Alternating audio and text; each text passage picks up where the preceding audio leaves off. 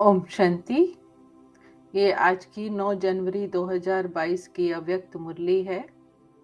त्रिदेव रचयिता द्वारा वरदानों की प्राप्ति, ये मुरली का टाइटल है। और इस अव्यक्त मुरली की जो ओरिजिनल डेट है वो 21/12 है, 1989 की ये मुरली है, जिसमें बाबा बता रहे हैं कि आज त्रिदेव रचयिता अपनी साकारी और आकारी रचना को देख रहे हैं। दोनों रचना अति प्रिय है, इसलिए रचता रचना को देख हर्षित होते हैं। रचना सदा यह खुशी के गीत गाती कि वाह रचता, और रचता सदा ये गीत गाते वाह मेरी रचना। रचना प्रिय है, जो प्रिय होता है उसको सदा सब कुछ देकर संपन्न बनाते हैं। तो बाप ने हर एक श्रेष्ठ रचना को विशेष तीनों संबंध से कितना संपन्न बनाया है। बाप के संबंध से दाता बन ज्ञान खजाने से संपन्न बनाया। शिक्षक रूप से भाग्य विधाता बन अनेक जन्मों के लिए भाग्यवान बनाया। सतगुरु के रूप में वरदाता बन वरदानों से झोली भर देते। ये है अविनाशी स्नेह व प्यार। प्यार की विशेषता यही है, जिससे प्यार होता है उसकी कमी अच्छी नहीं लगेगी। कमी को कमाल के रूप में परिवर्तन करेंगे। बाप को बच्चों की कमी सदा कमाल के रूप में परिवर्तन करने का सदा शुभ संकल्प रहता है। प्यार में बाप को बच्चों की मेहनत देखी नहीं जाती। बच्चों की मेहनत देखी नहीं जाती।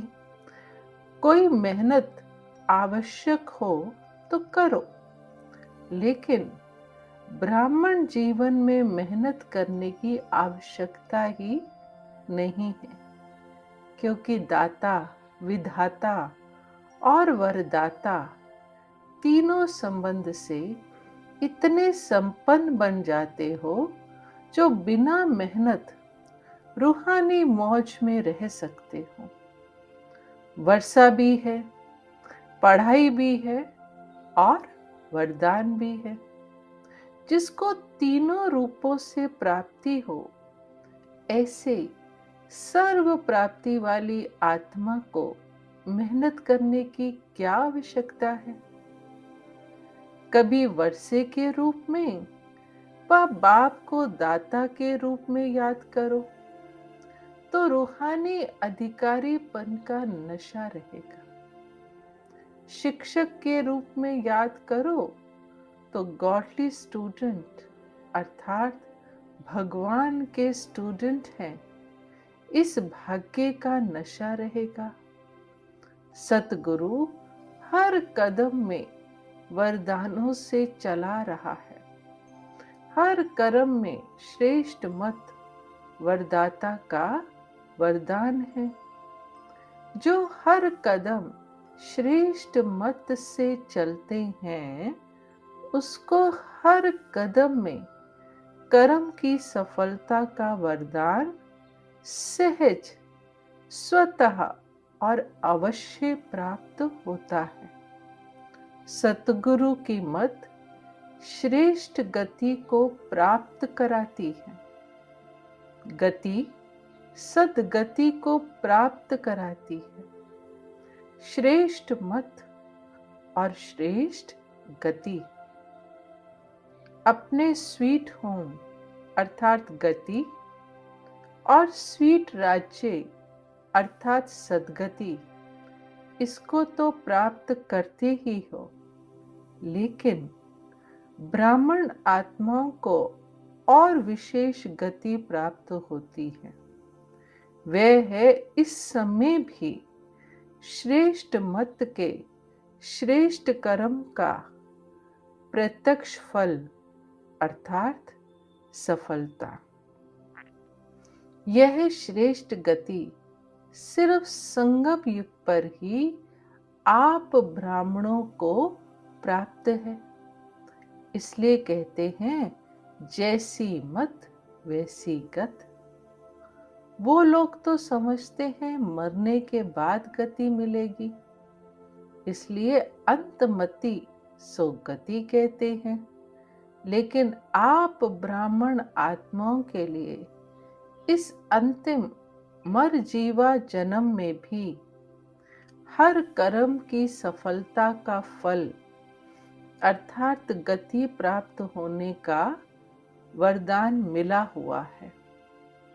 वर्तमान और भविष्य सदा गति सदगति है ही है। भविष्य की इंतजार में नहीं रहते हो। संगम युग की प्राप्ति का यही महत्व है। अभी अभी कर्म करो और अभी अभी प्राप्ति का अधिकार लो। इसको कहते हैं एक हाथ से दो, दूसरे हाथ से लो। कभी मिल जाएगा, वह भविष्य में मिल जाएगा। यह दिलासे का सौदा नहीं है। तुरंत दान महापुण्य ऐसी प्राप्ति है। इसको कहते हैं झटपट का सौदा। भक्ति में इंतजार करते रहो, मिल जाएगा मिल जाएगा। भक्ति में है कभी और बाप कहते हैं अभी लो। आदि स्थापना में भी आपकी प्रसिद्धता थी कि यहाँ साक्षात्कार झटपट होता है और होता भी था। तो आदि से झटपट का सौदा हुआ।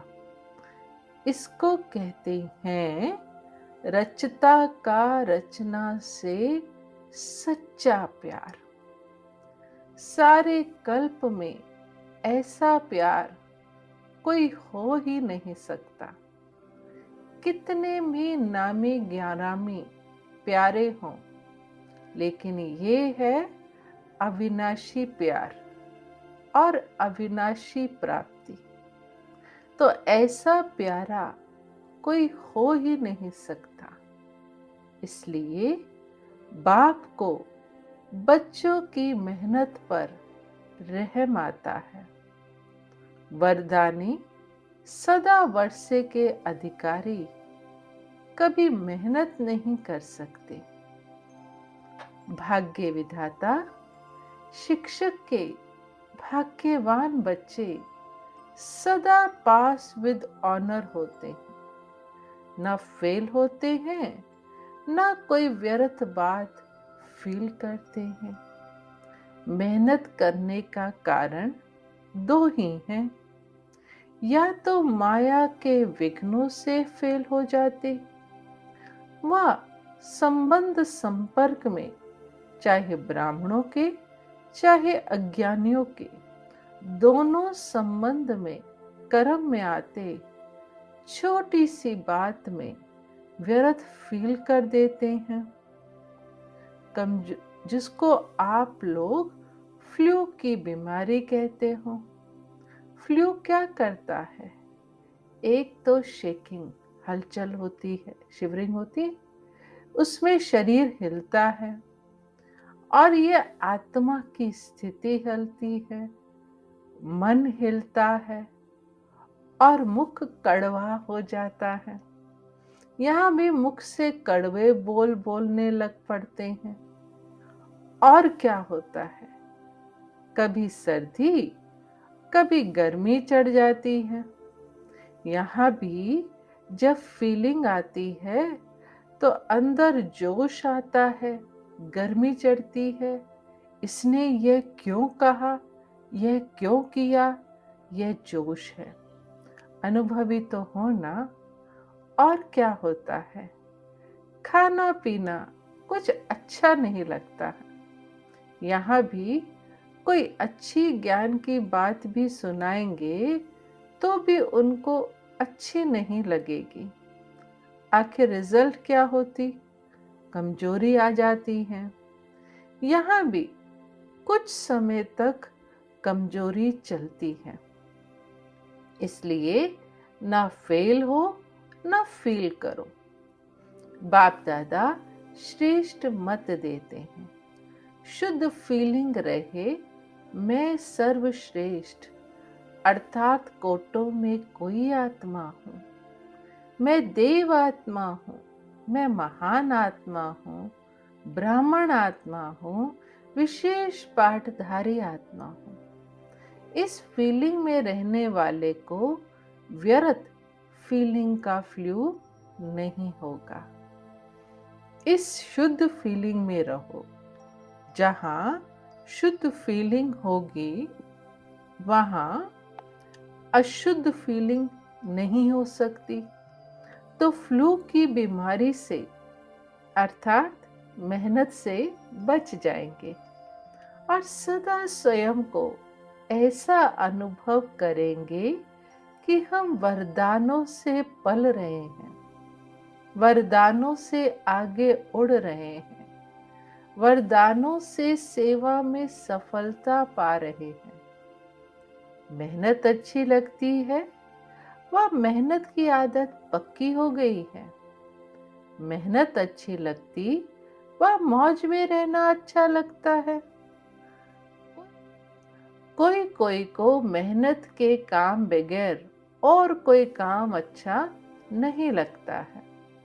उनको कुर्सी पर आराम से बिठाएंगे तो भी कहेंगे हमको मेहनत का काम दो।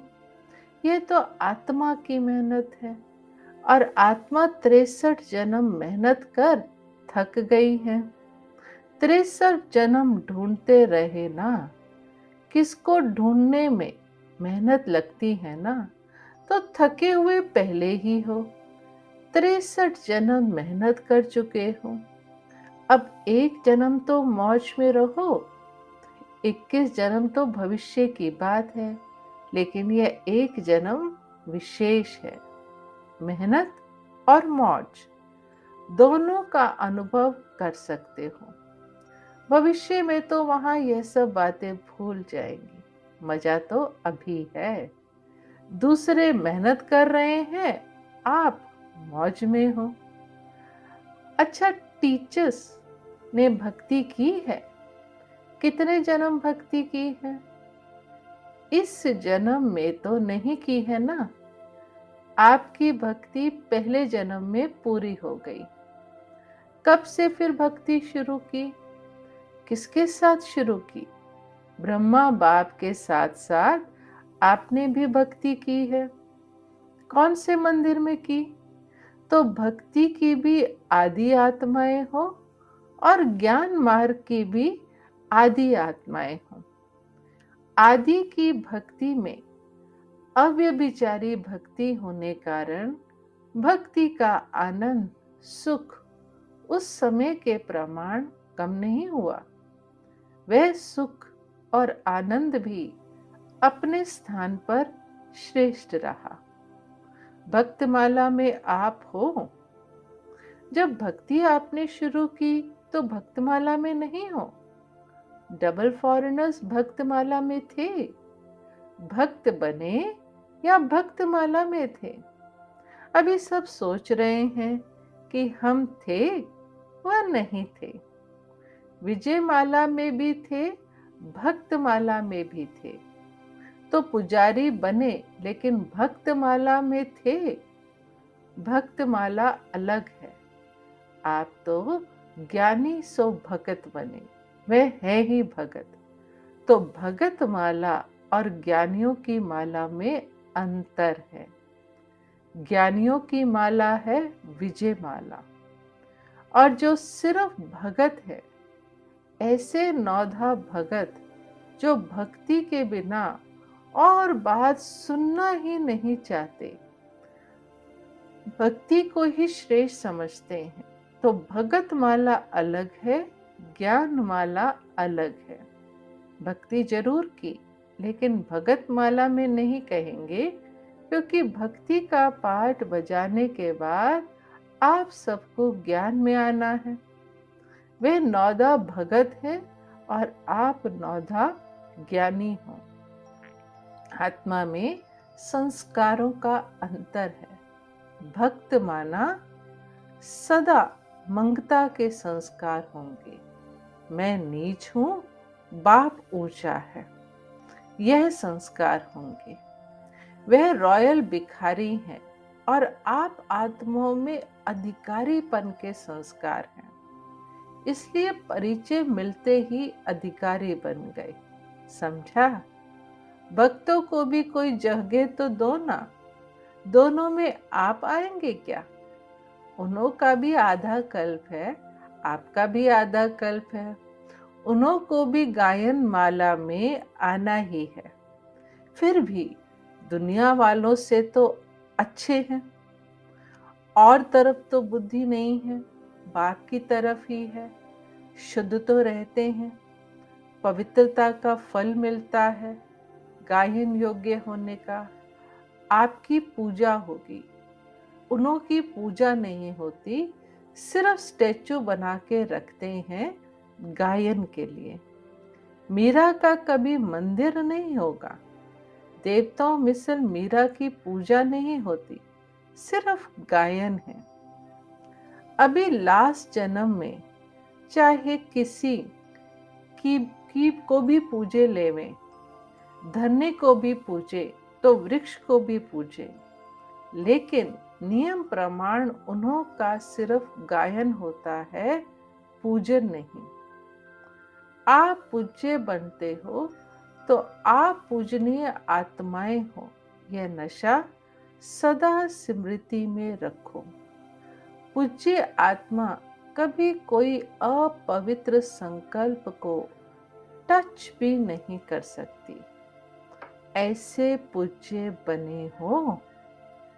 अच्छा, चारों ओर के वर्षे के अधिकारी आत्माओं को सदा पढ़ाई में पास विद ऑनर्स होने वाले, सदा वरदानों द्वारा वरदानी बन औरों को भी वरदानी बनाने वाले, ऐसे बाप, शिक्षक और सतगुरु के प्यारे, सदा रूहानी मौज में रहने वाली श्रेष्ठ आत्माओं को बाप दादा का याद प्यार और नमस्ते। पंजाब राजस्थान ग्रुप सदा अपने को होली हंस अनुभव करते हो। होली हंस अर्थात समर्थ और व्यर्थ को परखने वाले। वह जो हंस होते हैं वो कंकड़ और रत्न को अलग करते हैं, मोती और पत्थर को अलग करते हैं। लेकिन आप होली हंस किसको परखने वाले हो? समर्थ क्या है और व्यर्थ क्या है, शुद्ध क्या है और अशुद्ध क्या है। जैसे हंस कभी कंकड़ को चुग नहीं सकता, अलग करके रख देगा, छोड़ देगा, ग्रहण नहीं करेगा, ऐसे आप होली हंस व्यर्थ को छोड़ देते हो और समर्थ संकल्प को धारण करते हो। अगर व्यर्थ आ भी जाए तो धारण नहीं करेंगे। व्यर्थ को अगर धारण किया तो होली हंस नहीं कहेंगे, वह तो बगुला धारण करता है। व्यर्थ तो बहुत सुना, बोला, किया, लेकिन उसका परिणाम क्या हुआ? गवाया, सब कुछ गवा दिया ना। तन भी गवा दिया। देवताओं के तन देखो और अभी के तन देखो, क्या है, कितना अंतर है। जवान से भी वे अच्छे हैं। तो तन भी गवाया, मन का सुख शांति भी गवाया, धन भी गवाया। आपके पास कितना धन था, अथाह धन कहाँ गया, व्यर्थ में गवा दिया। अभी जमा कर रहे हो या गवा रहे हो। होली हंस गवाने वाला नहीं, जमा करने वाला। अभी 21 जन्म तन भी अच्छा मिलेगा और मन भी सदा खुश रहने वाला होगा। धन तो ऐसे होगा जैसे अभी मिट्टी है। अभी मिट्टी का भी मूल्य हो गया है, लेकिन वहां रत्नों से तो खेलेंगे। रत्नों से मकान की सजावट होगी। तो कितना जमा कर रहे हो। जिसके पास जमा होता है उसको खुशी होती है। अगर जमा नहीं होता तो दिल छोटी होती है। जमा होता है तो दिल बड़ी होती है। अभी कितनी बड़ी दिल हो गई है। तो हर कदम में जमा का खाता बढ़ता जाता है या कभी कभी जमा करते हो। अपना चार्ट अच्छी तरह से देखा है। ऐसे समय पर भी कभी कभी व्यर्थ तो नहीं चला जाता। अभी तो समय की वैल्यू का पता पड़ गया है ना। संगम का एक सेकंड कितना बड़ा है। कहने में तो आएगा एक दो सेकंड ही तो गया, लेकिन एक सेकंड कितना बड़ा है यह याद रहे तो एक सेकंड भी नहीं गवाएंगे। सेकंड गवाना माना वर्ष गवाना। संगम के एक सेकंड का इतना महत्व है। तो जमा करने वाले हैं, गवाने वाले नहीं। क्योंकि या तो होगा गवाना या होगा कमाना। सारे कल्प में कमाई करने का समय अभी है। तो होली हंस अर्थात स्वप्न में, संकल्प में भी कभी व्यर्थ गवाएंगे नहीं। होली अर्थात सदा पवित्रता की शक्ति से अपवित्रता को सेकंड में भगाने वाले। न केवल अपने लिए बल्कि औरों के लिए भी। क्योंकि सारे विश्व को परिवर्तन करना है ना। पवित्रता की शक्ति कितनी महान है यह तो जानते हो ना। पवित्रता ऐसी अग्नि है जो सेकंड में विश्व के किचड़े को भस्म कर सकती है। संपूर्ण पवित्रता ऐसी श्रेष्ठ स्थिति है। अंत में जब सब संपूर्ण हो जाएंगे तो आपके श्रेष्ठ संकल्प में लगन की अग्नि से यह सब किचड़ा भस्म हो जाएगा। योग ज्वाला हो। अंत में ऐसे धीरे धीरे सेवा नहीं होगी। सोचा और हुआ। इसको कहते हैं विहंग मार्ग की सेवा। अभी अपने में भर रहे हो, फिर कार्य में लगाएंगे। जैसे देवियों के यादगार में दिखाते हैं कि ज्वाला से असुरों को भस्म कर दिया। असुर नहीं, लेकिन आसुरी शक्तियों को खत्म कर दिया। यह किस समय का यादगार है? अभी का है ना। तो ऐसे ज्वालामुखी बनो। आप नहीं बनेंगे तो कौन बनेगा? तो अभी ज्वालामुखी बन आसुरी संस्कार, आसुरी स्वभाव सब कुछ भस्म करो। अपने तो कर लिए हैं ना, या अपने भी कर रहे हो? अच्छा, पंजाब वाले निर्भय तो बन गए, डरने वाले तो नहीं हो ना। ज्वालामुखी हो, डरना क्यों? मरे तो पड़े ही हो, फिर डरना किससे? और राजस्थान को तो राज्य अधिकार कभी भूलना नहीं चाहिए। राज्य भूल करके राजस्थान की रेती तो याद नहीं आ जाती। वहां रेत बहुत होती है ना। तो सदा नए राज्य की स्मृति रही। सभी निर्भय ज्वालामुखी बन प्रकृति और आत्माओं के अंदर जो तमोगुण है उसे भस्म करने वाले बनो। यह बहुत बड़ा काम है। स्पीड से करेंगे तब पूरा होगा।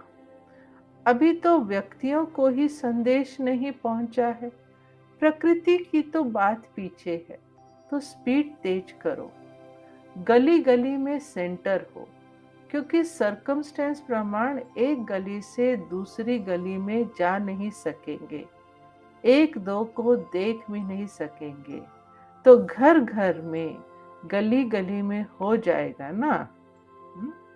अच्छा, आज का वरदान, चलन और चेहरे द्वारा पुरुषोत्तम स्थिति का साक्षात्कार कराने वाले ब्रह्मा बाप समान भाव। जैसे ब्रह्मा बाप साधारण तन में होते भी सदा पुरुषोत्तम अनुभव होते थे, साधारण में पुरुषोत्तम की झलक देखी, ऐसे फॉलो फादर करो। कर्म भल साधारण हो लेकिन स्थिति महान हो। चेहरे पर श्रेष्ठ जीवन का प्रभाव हो। जैसे लौकिक रीति में कई बच्चों की चलन और चेहरा बाप समान होता है, यहाँ चेहरे की बात नहीं लेकिन चलन ही चित्र है। हर चलन से बाप का अनुभव हो, ब्रह्मा बाप समान पुरुषोत्तम स्थिति हो, तब कहेंगे बाप समान। स्लोगन, जो एकरस स्थिति के श्रेष्ठ आसन पर स्थित रहता है वही सच्चा तपस्वी है। लवलीन स्थिति का अनुभव करो। ये परमात्म प्यार आनंदमय झूला है। इस सुखदायी झूले में सदा झूलते रहो। परमात्म प्यार में लवलीन रहो तो कभी कोई परिस्थिति व माया की हलचल आ नहीं सकती। अच्छा, ओम शांति।